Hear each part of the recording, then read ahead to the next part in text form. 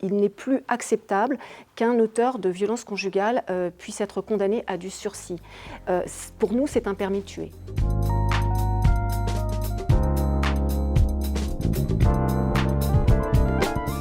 Nous, ce qu'on demande, c'est des réponses judiciaires dissuasives. C'est-à-dire qu'aujourd'hui, il n'est plus acceptable qu'un auteur de violences conjugales puisse être condamné à du sursis.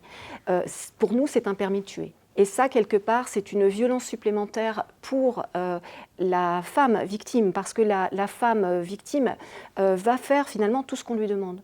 Tout ce qu'on lui demande, c'est-à-dire porter plainte, alors qu'on sait que c'est extrêmement compliqué pour elle, parce que c'est tout un parcours qu'elle va devoir affronter, qu'elle ne maîtrise pas.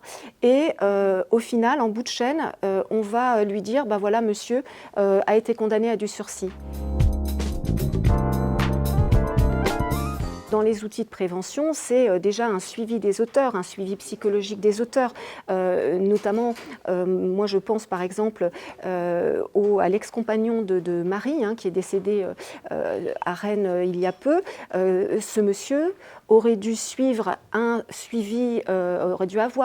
suivi psychologique en milieu fermé. Au lieu de ça, il a été condamné aussi à du sursis et malheureusement la suite, on la connaît.